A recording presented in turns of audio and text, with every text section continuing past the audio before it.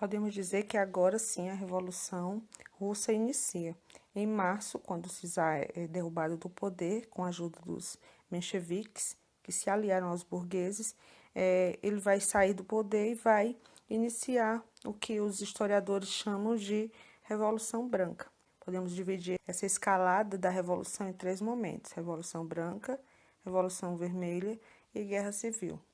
A Revolução Branca vai ser esta promovida em fevereiro de 1917 pelos mencheviques, onde, devido à multiplicação de vários sovietes, quem vai governar agora vai ser um governo provisório e ele vai melhorar algumas situações que estavam sendo inadiáveis para o início da retomada no poder, como a redução da jornada de trabalho.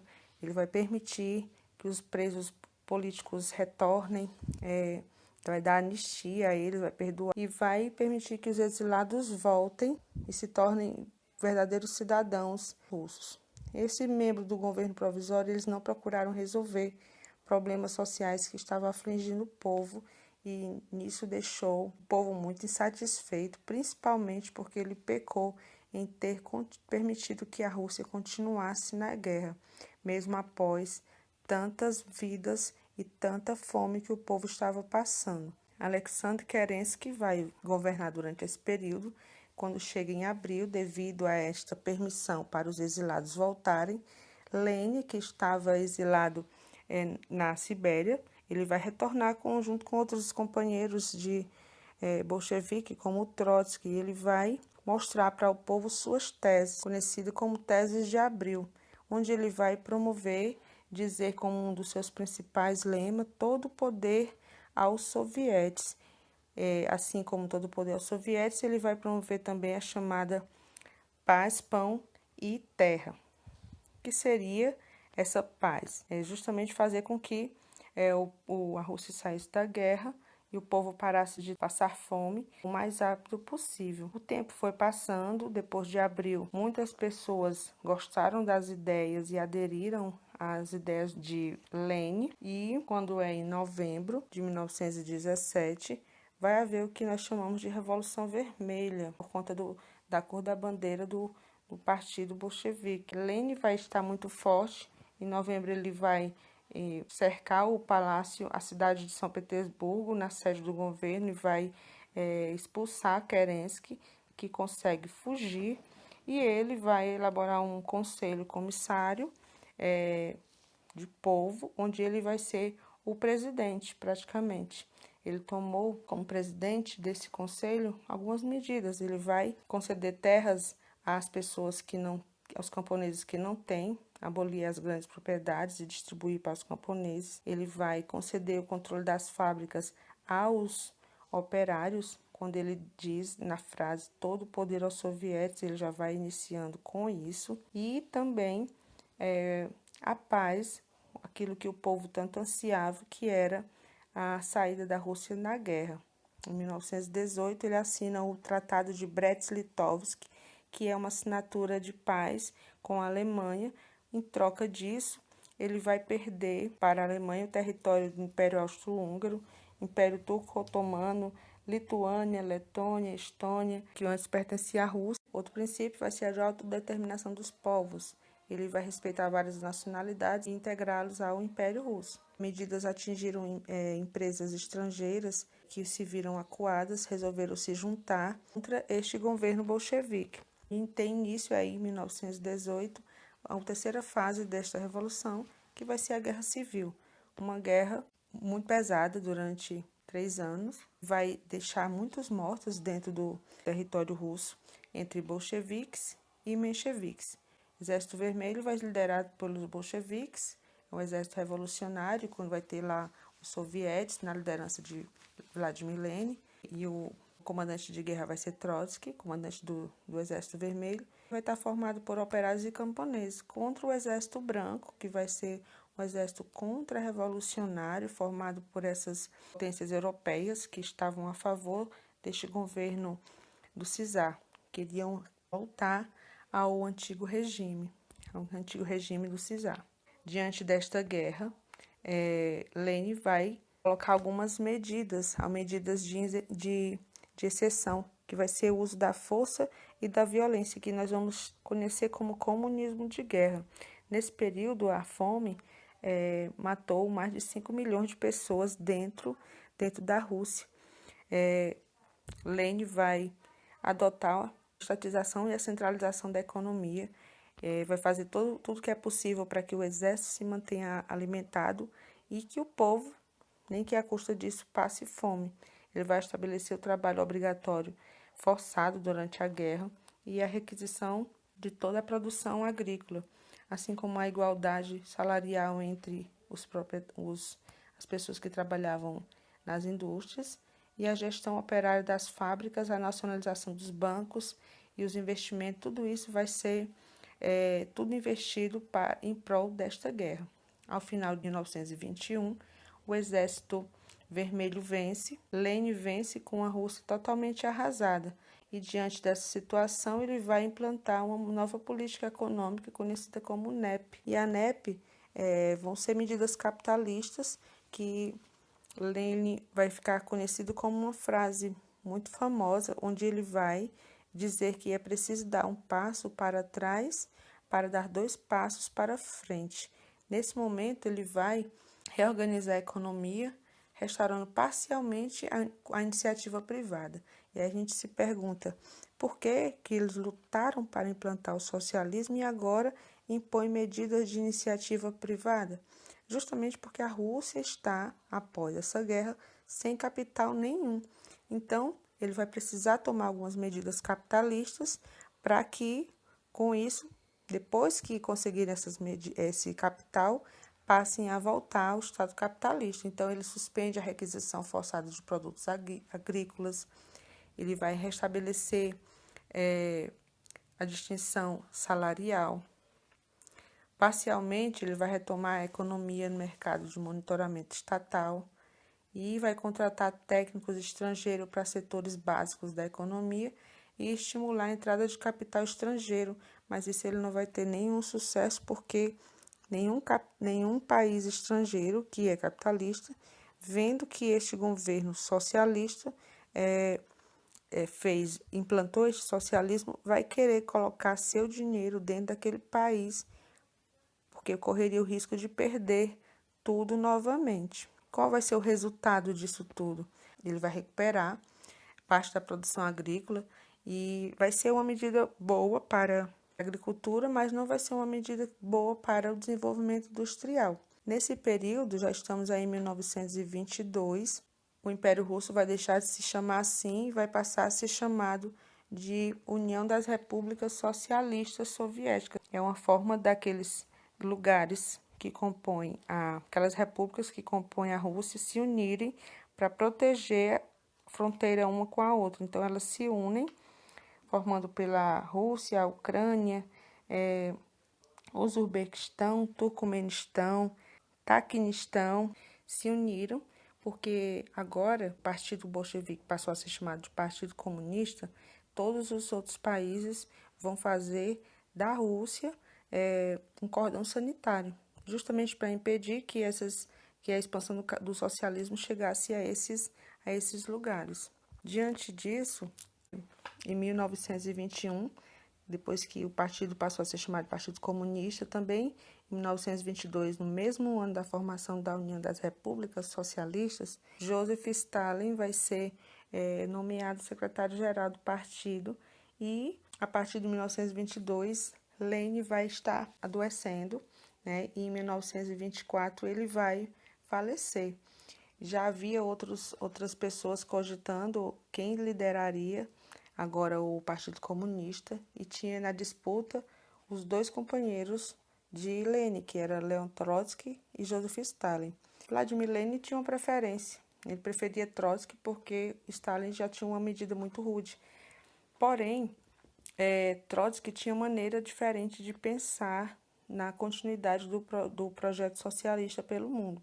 Para ele, deveria ser internacionalizado o governo socialista, deveria passar a se espalhar para outros lugares afora e assim garantir com que o socialismo ganhasse o mundo.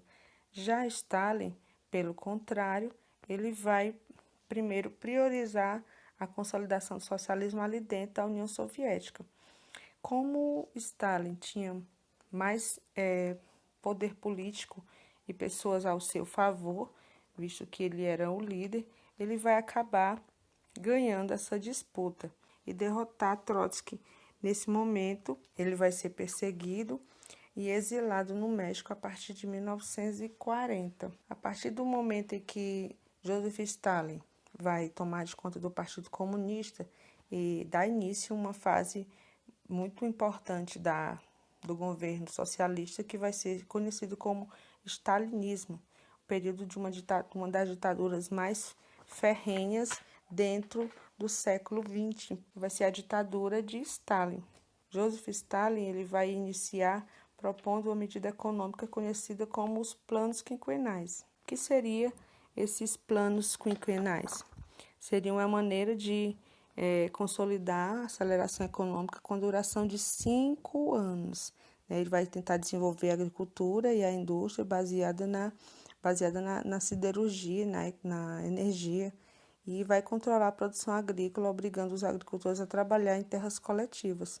Essa vai ser a medida que vai diferenciar das medidas da ANEP, que priorizava principalmente a agricultura e não favorecia a indústria. Pelo contrário, agora com as medidas de Stalin, vai favorecer muito mais isso para a indústria e vai ser muito ruim para a agricultura, justamente porque ele vai coletivizar todo esse meio de produção. Também, como meio, teríamos a planificação da economia dirigida pelo Estado, com o objetivo de consolidar o socialismo na Rússia, desenvolvendo a indústria de base e, com isso, penalizando aqueles que estivessem como agricultores, trabalhando forçadamente.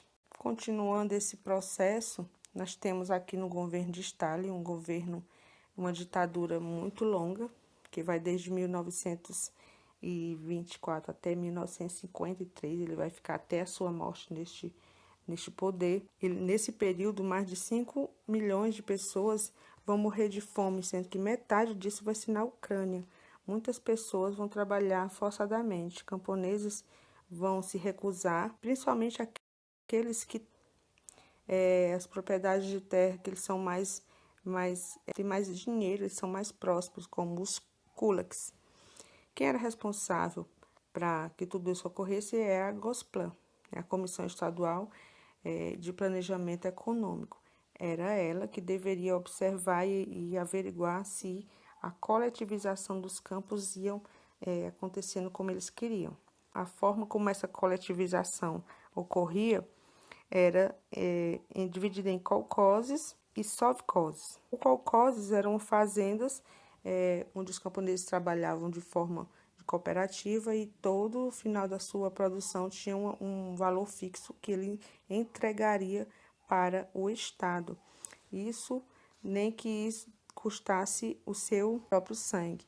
As metas que Stalin colocava eram metas extremamente exigentes, né? Alguns historiadores que dizer que é a custa de sangue, esforço, lágrimas e suor. O foco principal da economia stalinista é a planificação da economia, acabar com as classes sociais, a industrialização ser fortificada e silenciar os opositores. Outra forma de coletivização dos campos vai ser os trabalhos dos sovkhozes, as fazendas estatais, que eram administradas diretamente pelo governo soviético. Nisso dá para a gente notar que houve várias concentração de mão de obra para o Estado, onde ele interviu fortemente na agricultura e deixou a maioria dos camponeses sem condições de também nem poder reivindicar, visto que eram fortemente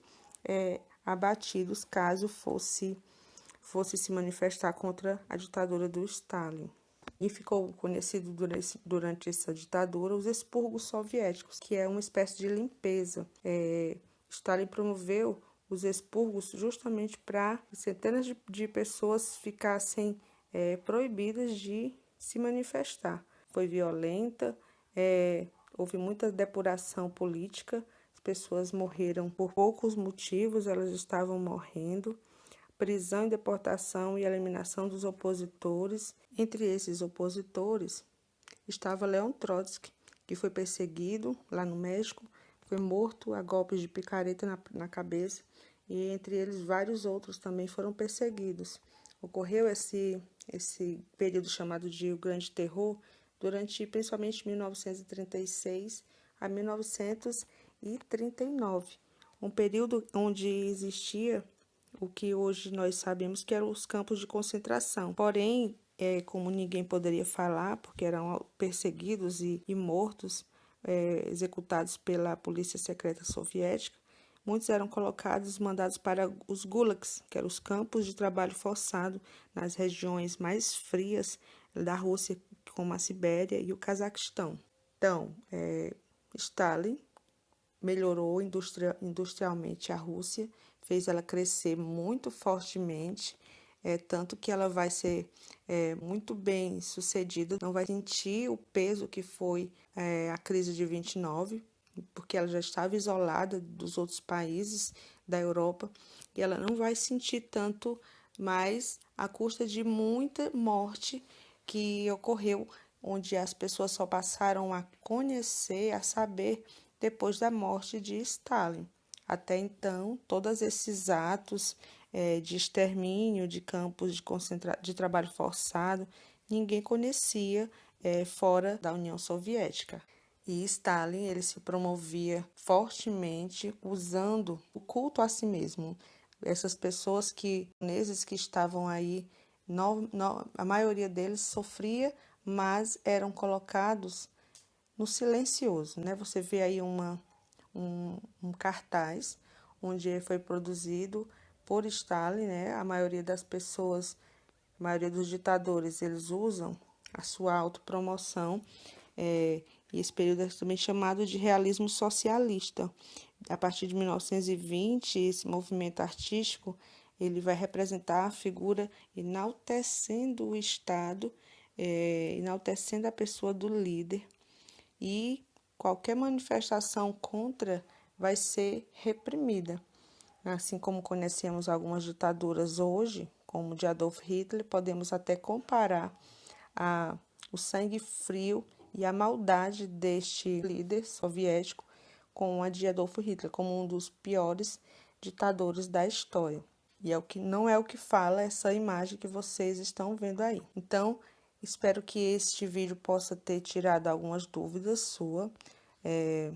O stalinismo ele é muito forte, muitos detalhes. Você, qualquer coisa, pode estar voltando, vendo outros links que eu já deixei com vocês, e vai ajudar vocês na hora de resolver as atividades. Um abraço a vocês do 9º ano, espero que vocês possam ter aprendido e tirado suas dúvidas. Um abraço, tchau!